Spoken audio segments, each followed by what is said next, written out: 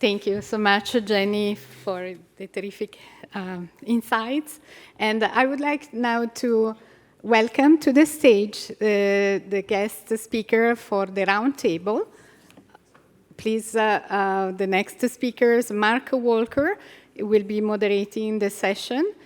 Mark is head of marketing and portfolio at AbilityNet, and he will be followed by, again, Jenny LeFleury. If you would like to join, please come to the stage at this time. The next session is a roundtable on how artificial intelligence is transforming the digital accessibility ecosystem. Joining on the stage are Jenny LeFleury, Christopher Partner, Head of Accessibility and Disability Inclusion at Google. I'm sitting here. Mike Buckley, Chairman and CEO of Be My Eyes. Jilika Kumar, Founder and CEO at Mentra. And Maria Town, President and CEO of the American Association of People with Disabilities. My only thing was then I'm looking back on you that way if you wanted to sit that one. Okay. Thank you. Thank you, Mark. The floor is yours. Great. Hi, everyone. Jenny, that's fantastic. Firstly, thank you for setting the scene so brilliantly. I'm Mark Walker from AbilityNet from the UK. We're a disability charity that works in accessibility, and I know lots of you here for lots of different reasons. This panel is perfect for setting the scene, I think, for where we're at. Jenny, you mentioned this is the moment. This is a different conversation than we'd have had 12 months ago because of ChatGPT, because suddenly the mere mortals like me actually understand what it's all about. You can play with it, you can see it, you can touch it, you can make it do things that probably you knew were possible, but you can't quite believe are actually happening. So we're on the cusp of this change. And I think today what we want to try and do is just unpack the conversation. As Axel said, there's going to be AI's everywhere now. You can have a conference just about this, just talking about disability. And there are, I think you said, 172 sessions which mention AI. So it's everywhere. And we all know that. And we all know in our community that this is something that we need to take on as a challenge. It's both got positives and it's potentially got downsides. So we just want to talk through some of those things. There is an opportunity for you from the audience to speak to us through Slack, or we'll have questions as we go. So start thinking them. Christopher is poised. So somewhere around 10, 15 minutes from the end of the session, we'll start asking you for questions. So if there are things you want to know, we do really want to know where your sort of questions and concerns are in terms of how AI is going to change our world. So there are three parts to this. The first part is about the opportunities. What can it do? We've got two great examples. Jenny's perfectly teed those up. We have Jilika from Mentra and Mike from Be My AI. Then we're going to talk about the risks and the concerns, and Maria's going to be talking about the concerns at a policy level and some of the changes we know are going to come really at the broadest level in terms of policy that may well sort of guide either the good or the bad outcomes around disability and the lives of disabled people. And then we've got Christopher from Google, Jenny from Microsoft. So they've got their hands on these tools. They know where the levers and the strings are that they can pull to make this stuff work in particular ways. So we're looking at how that all joins up and how we can connect. But I think the final part is how should we respond, us, the people in the community, whether you're in a charity or a consultant role or a number of different people in the room who've got a concern about AI. What should we be doing? Is there something we can do to join in with the policy side? What should we be doing when we're building tools? What should we be worried about? How do we correct the impact of ableism, for example, which we know is going to be embedded in some of these tools? So really trying to bring that together at the end and thinking about what you guys can do to be part of this shift as it happens now in the next 6-12 months. Imagine coming back here in 12 months' time and seeing another batch of tools that have completely revolutionized our lives. We're on the cusp of that. So just to kick it off, I'm just going to mention two things. Jenny, you mentioned old technologies from the 80s and 90s. I'm saying 80s, you're saying 90s. So to me, there's always two things that an incoming technology can do, or we should always be thinking about. It can help you do things better, so you can be more productive, you can get more done, you can do it faster, or you can do better things. You can do something that you couldn't do before. So those are the two options you have when a technology is coming at you. Do one of those two things with it. So we're going to start with Mike. You're doing better things. I think that the Beam AI is really about a step change in what's possible for somebody to do. So can you introduce Beam AI and tell us a bit about what it does and how AI is part of that solution? Sure. Thank you for the question. Thank you for having me. I am equally as intimidated as Jenny, sitting in a room full of people who probably know vastly more about most of these subjects than I do. So bear with me. Be My Eyes was originally started as this beautiful merger of technology and human kindness, where someone who's blind or has low vision can call a volunteer for sighted assistance. Fast forward to 2023, it's in 150 countries, 180 languages, over 1 million calls a year, over a 90% success rate. This works wonderfully. But you know what? Our consumer research told us a couple of things. One, I don't always want to talk to a person. Two, what if my kitchen's messy? And I don't want to volunteer in my house. And so that caused us to say, what can we do, further to the theme of what Jenny was talking about, to give independence, choice, provide a tool that allows someone to access the world in the way that they want. Well, here comes OpenAI with a large language model that makes the entirety of information on the internet and the planet, in theory, available for consumption and search and navigation. And we partnered with them to launch this tool called Be My AI that allows a user to take a picture of anything, and then within about 10 seconds, that's where the latency was yesterday, get a very full and thoughtful description of what's in that picture. And this is everything from an expiration date on a carton of milk to a green sweater to airport navigation, right? To a whole host of things. And so I am really, really wary of the hype cycle around AI. And I try as best as possible to avoid hyperbole, right? It just doesn't serve anybody's purpose, and there are too many companies that are chest thumping on too many things. And so I go to the comments of the 19,000 blind and low vision beta testers who've tested this product, who have said, this is life-changing. I have my independence back. For the first time in 10 years, I can enjoy Instagram. I'm looking at old family photos, photo albums, and it's giving me an incredible description. And so you talk about possibilities.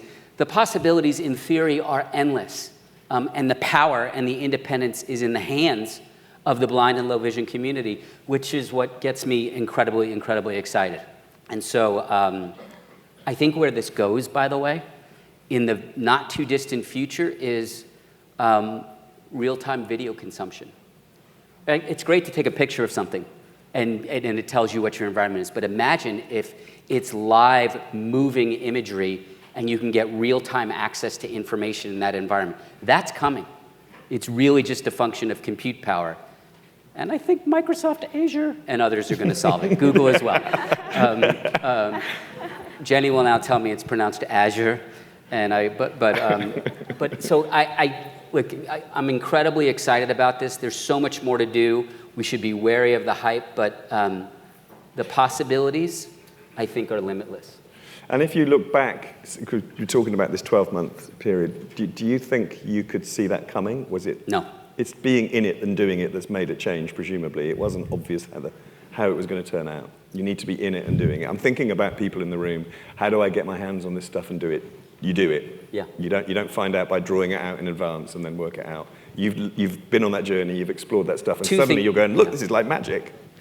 Yeah, for sure. I mean, for two reasons, right? One is, if you think you know it or you study it, it changes the next day anyway. Yeah. Right? And the second is, the genie has left the bottle, right? The train has left the station. It's not going back. And so I don't think we have a choice but to embrace it, harness it, figure it out safely, right? Cautiously, with some trepidation, right? But we have to go and try and embrace this because it's potentially the most powerful thing for our communities that certainly I've ever seen in my lifetime. And in terms of the people you're working with, we were talking about the work with OpenAI. They're clearly embracing, in a sense, the inclusive design principle, design at the edges and you get the middle for free. It sounds like that they're endorsing that and working with you and going along that line as well. They and Microsoft and Google have been remarkable to work with, and specifically with OpenAI.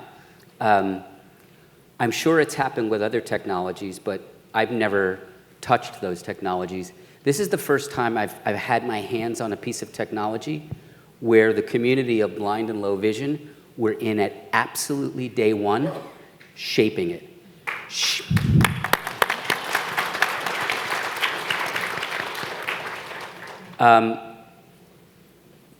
We went after them. Our beta testers were not shy. They gave a lot of feedback, not just to OpenAI, but to me. I've been lit up more than a few times on Twitter and elsewhere, deservedly so, right?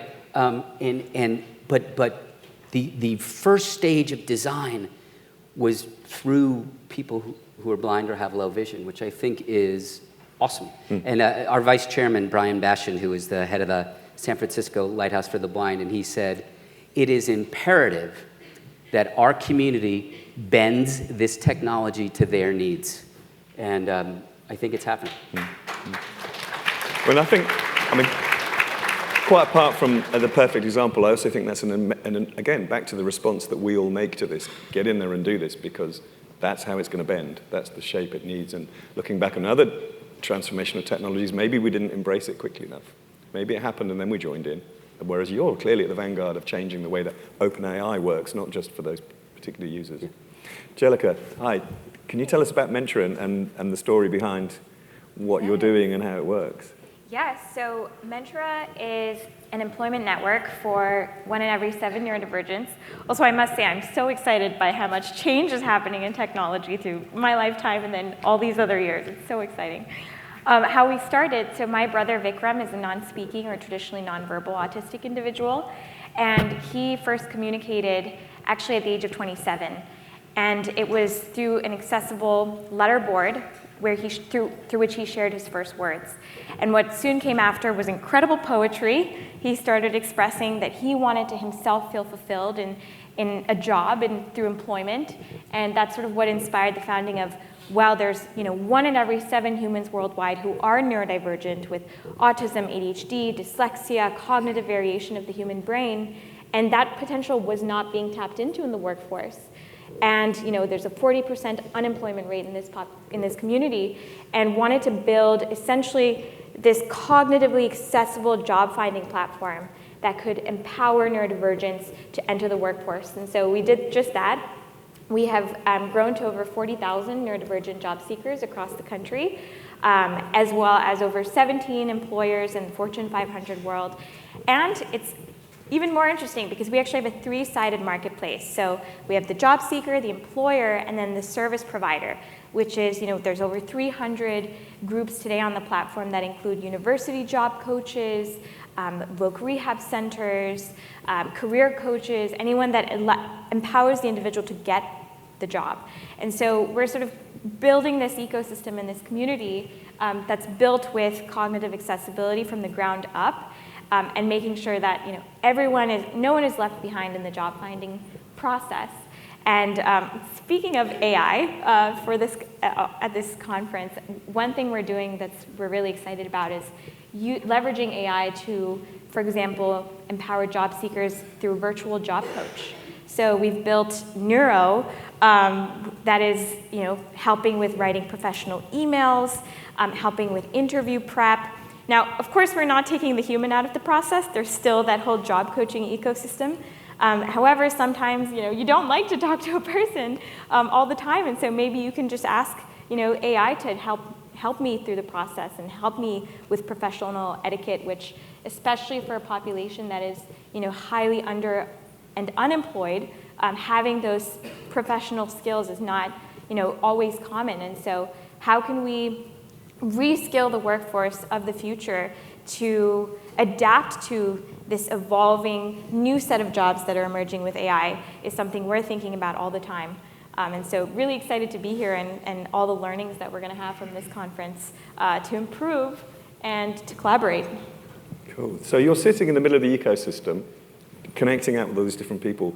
Because we're talking about AI, how do people feel about AI in your experience? Are people comfortable? Are they confident? Are they positive? Like they're gobbling up the stuff you're throwing at them, or are they sitting back and a bit? I mean, we're still in beta testing of this virtual job coach. A lot of positive response we've seen is in actually building neuro-inclusive job descriptions for employers. Yeah. So every JD today, has different formats, has different information. Sometimes the information is not even relevant to what the person's going to do at the job. And so we've leveraged AI for building a consistent framework for JDs going forward, and we hope that that is the future. And we've seen a lot of positive momentum from companies embracing a neuro-inclusive process from the ground up. And so now it's about really testing the virtual job coach with job seekers, getting input, and building something that's actually valuable and meaningful for them to embark on a different career or continue on their career and advance and have career progression and become a manager, and have the tools needed to manage an employee. So there's really infinite potential and possibilities that we're hoping to tap into with this tech. And on a practical basis, how easy is it to find the tools and engage with them and work with them? And also, in terms of a service provider, how do you measure the efficiency? I mean, the amount of time and effort you're spending to create these new tools, to use these new technologies, have to be balanced out in terms of the way that you then deliver a service and be profitable. Are you exploring that as you go along? Is it easy to get into? You've got lots of help and support. I'm thinking about people here who think, well, how do I even start? Where do I go? Where do I get this help when I want to build some AI into what I'm doing? Presumably, you've been through that initial process of who do I phone up and ask? Yes, I mean, we're so incredibly blessed because when we were going about the fundraising process, we actually did have our deck, run by Sam Altman's table. And he actually did, a few weeks later, decide to invest in Mentra, actually led our pre-seed round, and then followed on in our seed round. And when we met him for 10 minutes, we sort of asked him, hey, why is this even of interest to you? And he shared that, he grew up with neurodiversity in his own family, his own life, and he did share that, he believes that OpenAI is one of our biggest strengths is in cognitive diversity of their workforce. And so, he believes that it is the next step towards evolving our, workforce to have that competitive edge through cognitive diversity.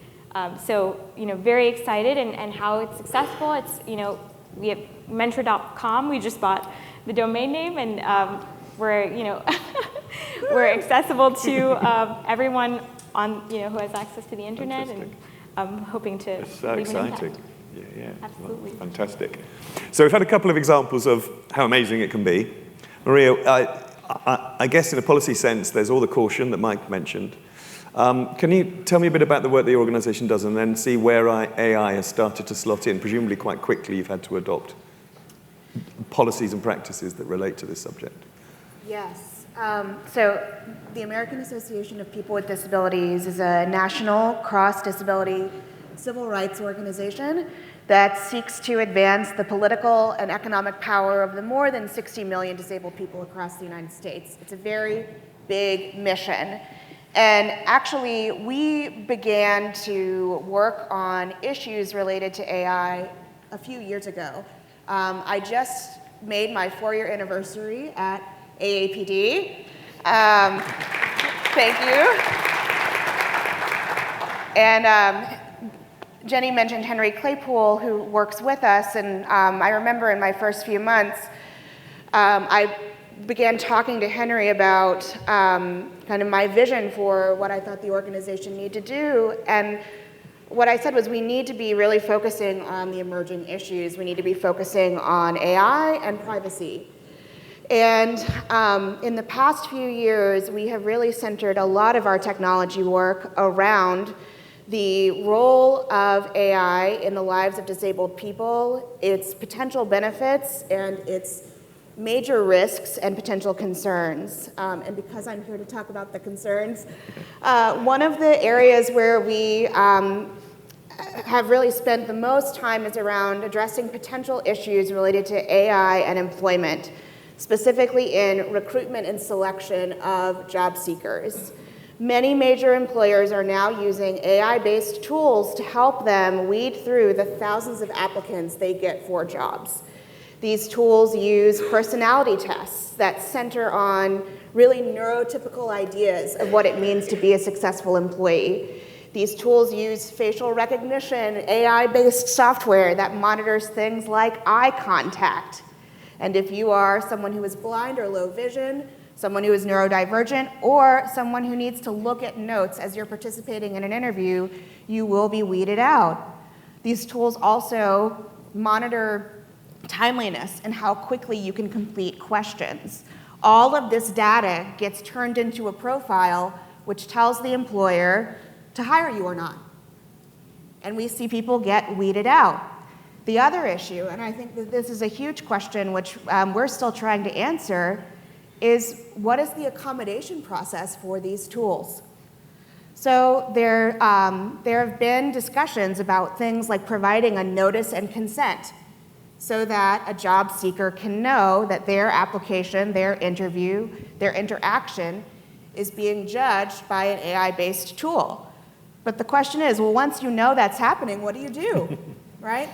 And we have spent, more than 33 years at this point educating the public on their rights as disabled people to know what they can do if they need an accommodation at the job interview, right?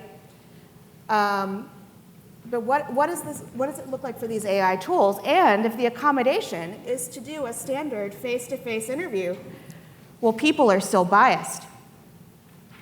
So we have actually had some success, which is tough to say as a civil rights advocacy organization these days. About a year and a half ago, the Equal Employment Opportunity Commission, the EEOC, issued guidance around AI recruitment and hiring tools and the Americans with Disabilities Act and the Rehabilitation Act, which just turned 50. And basically, what the guidance said was that if the AI tools questioning and applications are not tied to the essential functions of the job, you, as the employer, could be violating these civil rights doctrines. This is incredible because this was one of the first pieces of civil rights and AI guidance out of the gate. That never happens in disability land. We are always asking to please include us, and I think because of the great advocacy that is happening, in collaboration with industry partners, actually, we are beginning to shape the conversation. Outside of employment, there are further major concerns. Is anyone familiar with electronic visit verification? A couple of hands, okay. This is a practice that's being used in states for Medicaid beneficiaries, all of whom are people with disabilities. With EVV, it's meant to prevent fraud. So individuals have to take a picture of their direct service provider providing them that service. But as we know, facial recognition technologies aren't great at picking up faces of people of color. What if they decide, the AI decides that that person didn't provide you the service, or that is not the person who is documented as being your service provider? Do you then have to go fight your Medicaid state agency because you've lost your benefits, or your direct service provider hasn't gotten paid for the hours they spent with you? These are major, major questions, and unfortunately, each state is answering them in their own way. So it's up for organizations like ours to take all of this information and translate it into things that lay people can understand. And I actually think that this is where AI can help us, in things like plain language translations. And how do you communicate this highly technical, bureaucratic language to someone who is just trying to figure out how to get their needs met? But again, then the question becomes, who owns that? Is it AAPD? Is it ChatGPT? Is it someone else? I could keep going on this. But I think we are also, in terms of policy achievements, the White House issued an AI Bill of Rights that included disability and accessibility. And it is now a year old. So it's interesting to take a look back across the past year, see what those agencies have done, and see what more we can do to advance the things in this AI Bill of Rights, and then use that to drive the now bipartisan conversation that's happening in Congress. So I will stop there. No, no, Pass it's cool. it back to you, Mark.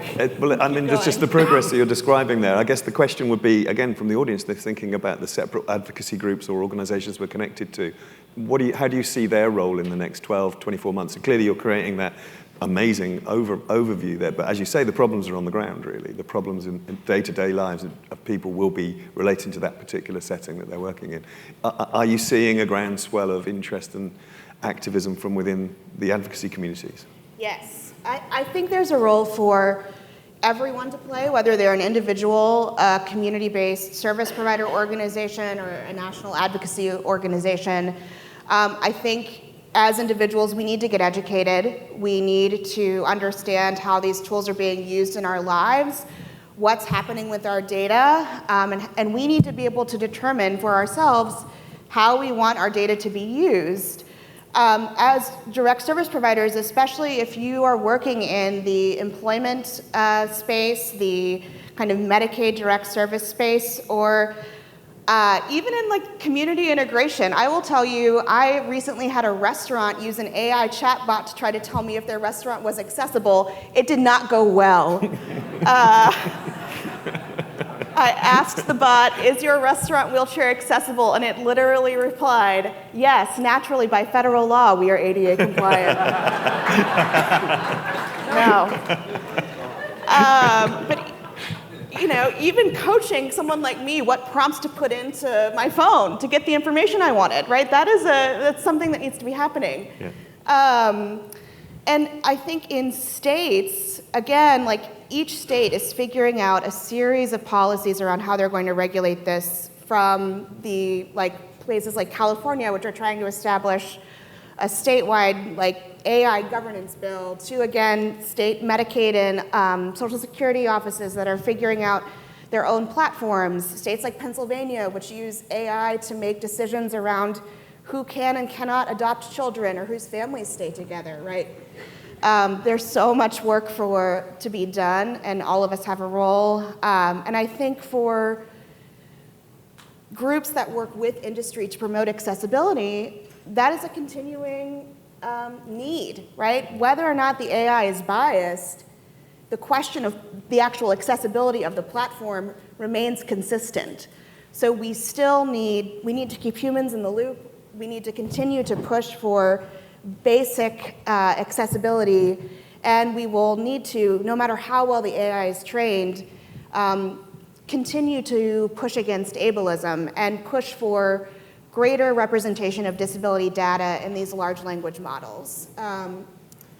One of the other persistent problems that I would love to talk to everyone here about is the fact that usually disability data isn't present.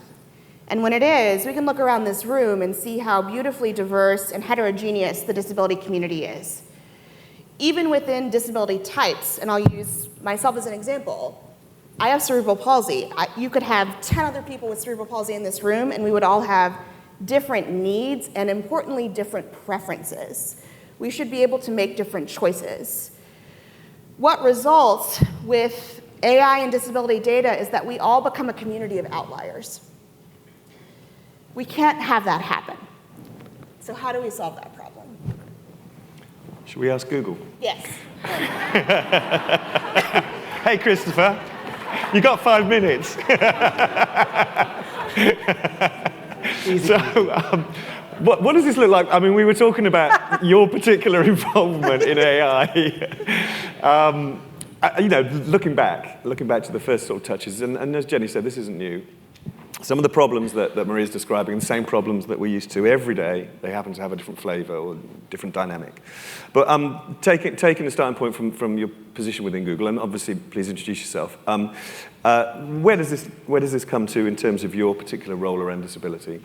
Yeah, so for those people who don't know, my name is Christopher, and I am talking very loudly. I wanted to sort of tell a bit of a story, sort of how we're going to screw this up, what we need to do, and where it's going to go, because the technology is constantly evolving in time.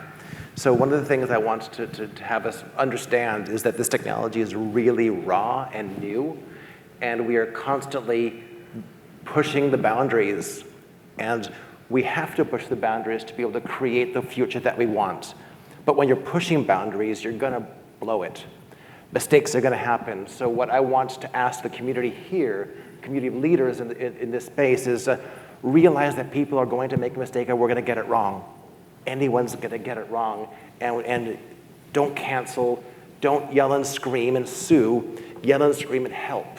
Because the only way we can actually advance the technology is by making mistakes, learning from it, and moving forward. This accessibility thing is a process. It's not a destination. We're never going to get there, as Jenny said. So let us screw up, help us learn how to make it better, and then move it forward, because then we get to create something that's really powerful.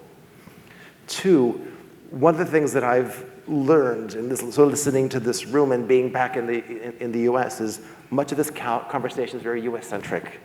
And it's a very big world with languages and cultures and norms that are not the same as here in America. So the technology we have was probably built in America with American data. So what I want us to realize is, if we take this technology internationally as we need to, we have to realize that the data's got to change. We need different data, we need different norms, and we need to try to bring the world together in a way that both brings the people together, but also keeps the things that are unique and interesting of us separate, and allow us to be who we want to be, because our needs and our preferences matter. But the third thing is, this is my third time through AI. I think I've done VR 5 times now. What's really interesting to me is where we're going to be going with this AI work now, especially as you start taking a look at form factors. Because right now, everything's on your phone or your laptop. That's not really useful in the real world. So as you take the AI and put it in a thing like glasses, which we all know is going to be some part of the future, then we have this really interesting version of, I know who you are, I know where you are, I know what you see. And if we can do this in a privacy, thoughtful way, we can really empower people to live in the world that was not designed with them, because we are supplementing with technology the things that someone may not be able to do as well as other people. So for me, walking down the street, I get lost all the time, and I would love to have a pair of glasses that say, hey, dummy, who's 5 feet behind you, turn around. That's what this technology can do when thoughtfully done, and done in a way that allows me to live the world in the way that I want it to. So for me, the AI becomes a brick in how we move the technology forward, but we have to do it in a thoughtful, international way to have a really heavy impact. We need to let ourselves blow it, because if we have to proceed so carefully, we can't push those boundaries. We're never going to get to that destination that we all want it to be. And then understand we can't use it today in the same way in the future. It has to evolve to meet those goals. So as we look at AI, realize this is a wonderful moment. It's an exciting moment. We are going to look back and say, God, that was cool. And then, God, that was painful. But then we get to be on the other side of it. And hopefully, through this technology, all of our worlds will be better. Cool. So in the sense of your work within Google, we were talking about OpenAI and working with Mike and that sort of edge. Have you got particular examples of the stuff? I mean, I know there's Euphonia program, for example. Those sorts of things, they're your bleeding edge, presumably, of the use of AI in relation to disability. Have you got a couple of examples of those sorts of things that really excite you from within your sort of universe within Google? I don't want this to be sort of an Annie, get your gun, anything you can do, I can do better I just know there's some good stories there. So I guess there's two things that I'm really excited about. One is the work that we've done around non-typical speech patterns, and this is the accessible speech project that Microsoft and Amazon and Google and Meta and we've come together and created a data set that allows anyone who has access to it, and it's at a university, so it's not owned by any one company. Anyone can create a voice model that has a much better base, because we've all contributed voice data that allows us to have non-typical speech patterns be represented. This is AI. It may not be generative AI, but this is AI 2.0. And then you have the things like Lookout or Seeing AI, or where you have these technologies that can really enhance people's lives by looking at the real world around them or listening to the real world around them and providing context that you may not have otherwise. So these 2.0 AI stuff is just as important as the generative AI stuff, because they do different things. But what's going to be fun is watching these things come together and influence each other. So we've had this application called Lookout for a couple years, and it's quite useful. If you're lucky enough to use Android, it can read the text of the world around you and describe things for you. But we recently added our first sort of Gen AI feature in which we can do a photograph. You can send us a photograph and we'll provide you a lovely description. You can ask questions about it and have an interaction with your stuff. And it's different than what ChatGPT does, but it's still just as useful. So it's interesting watching these technologies merge together to create experience that's been designed with the community to create solutions that hopefully meet the needs of most people. Cool, thank you. Jenny, you mentioned something I didn't know, and I don't quite understand how it works.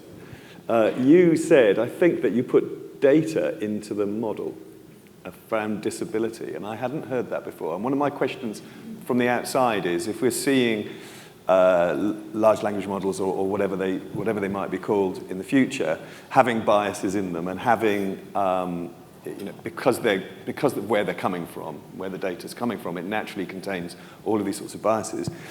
In what way can you tune that, and what way can you influence what comes out the other side? And it sounds like some of what you said then was that you've put data in to deliberately be found, so that better quality information is available.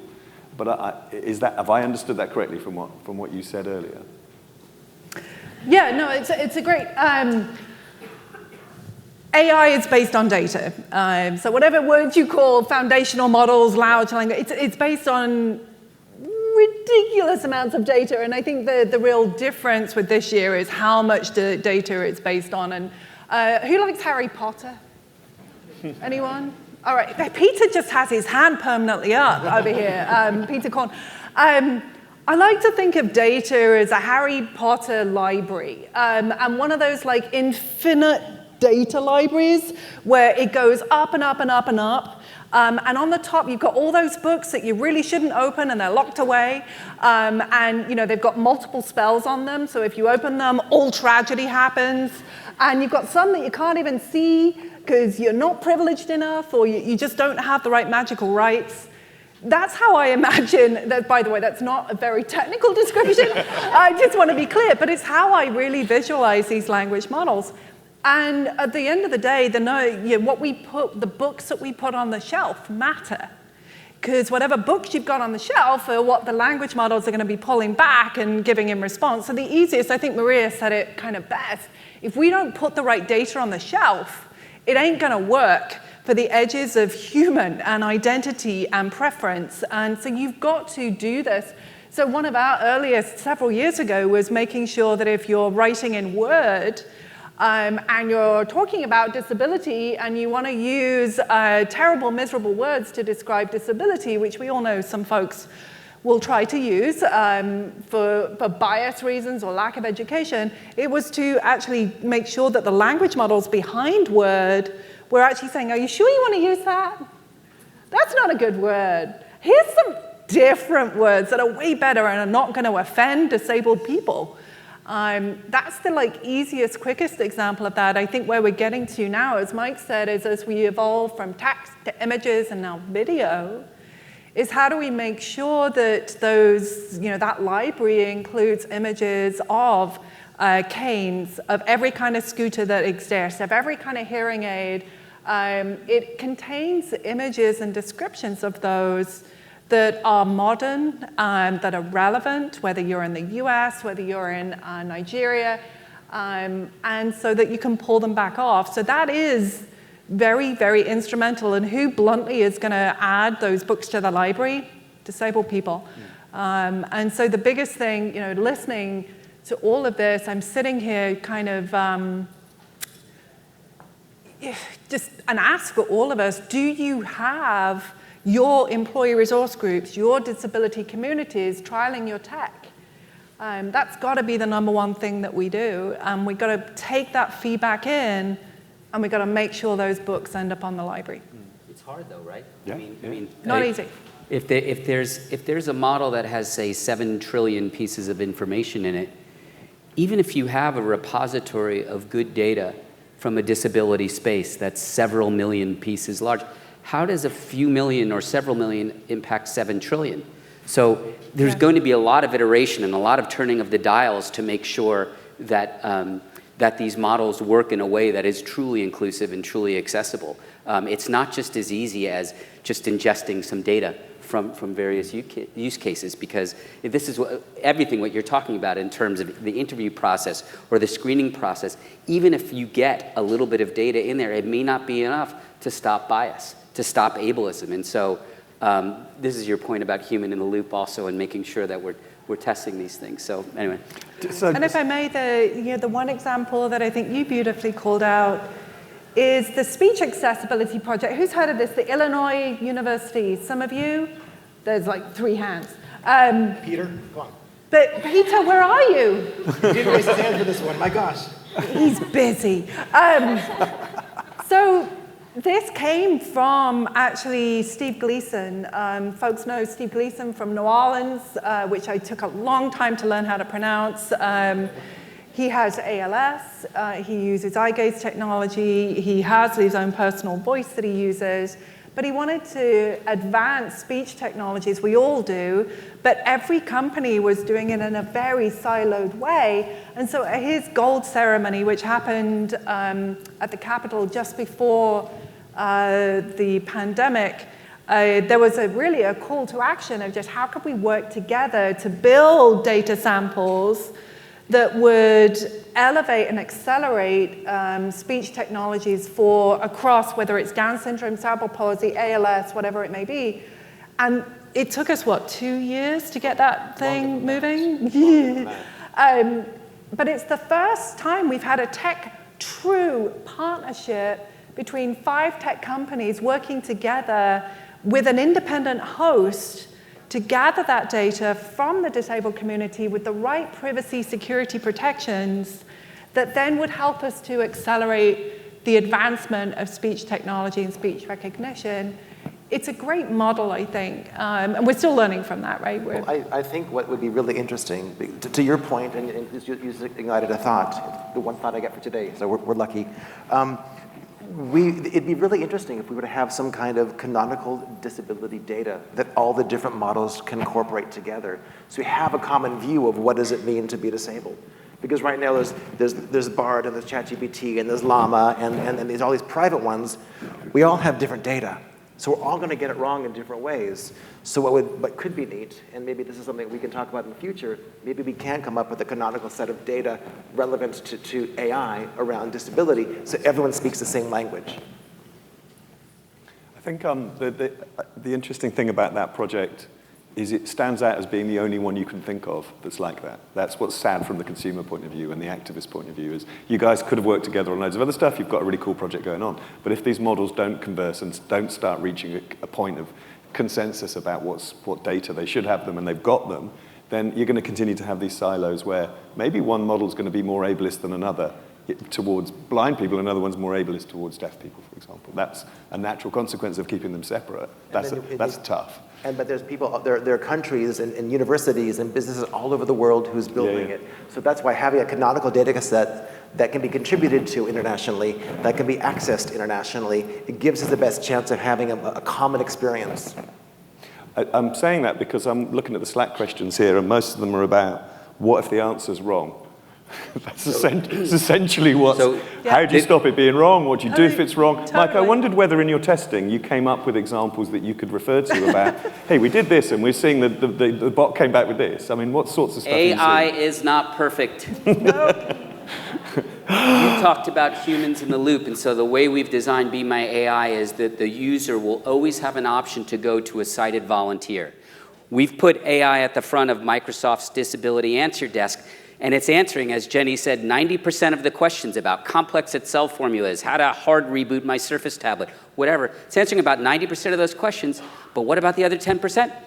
Right? So we have built in systems where they should have the opportunity at the user's discretion and choice to keep a human in the loop, because it is wrong. Imagine if you were looking up the ingredients on a package and it got the allergens wrong. Right? What about your pill bottle? Right? What about crossing the street, which you should not do with Be My AI or any other AI system yet? Right? And so we have, like, the power is magical and remarkable. However, it's not 100%. And there is not an AI researcher in the world who will tell you that it is 100%. I second, third, and trice that motion. I think AI is another tool in the toolbox. It is not going to solve, but it will help us to elevate and advance if we get it right. And every time that it gets it wrong, that feedback goes in, and we have seen that with Be My Eyes, and where we've seen what do we call hallucinations. That's another word I cannot say. But we've seen those things. And then over time, that learning that happens on the back of them, but we have to be incredibly thoughtful about where and how it's used, and make sure that folks aren't using it for the wrong thing. It's confident in its errors, too. It's, right? Very. Right, when it makes a mistake, it says, oh yeah, that bottle of wine costs $22, right? And it says 45 on the menu. Have you heard it described as a mansplaining puppy?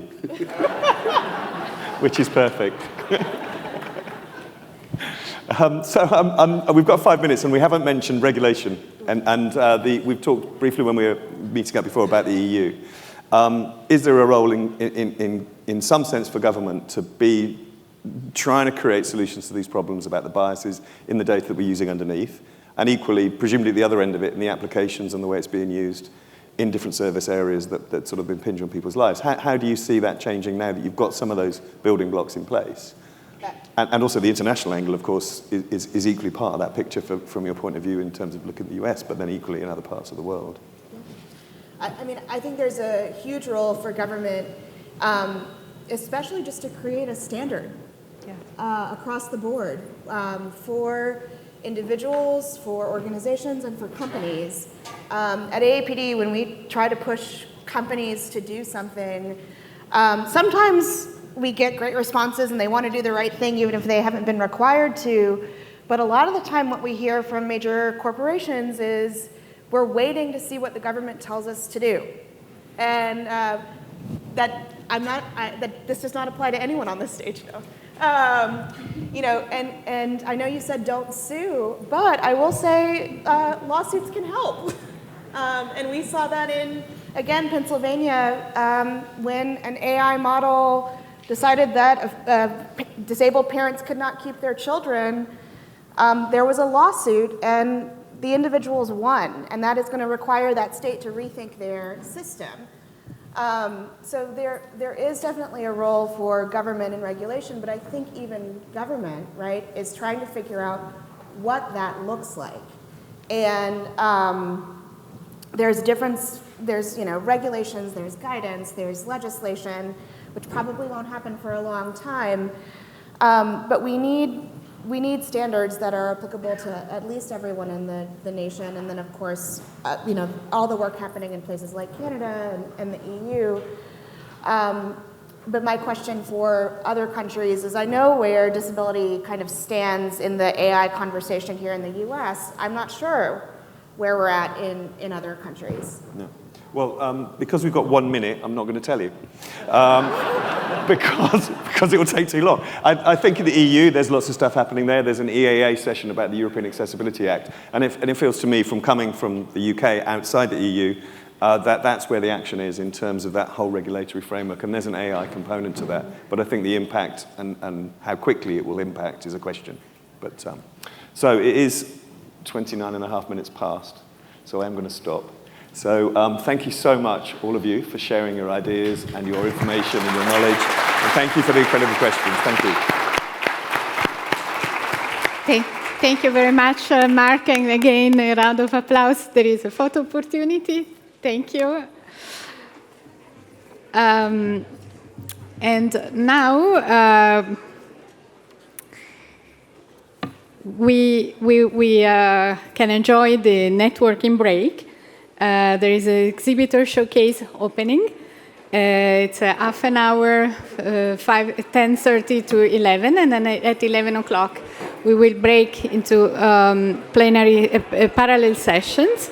And please come back at 5:30 for the keynote from the White House.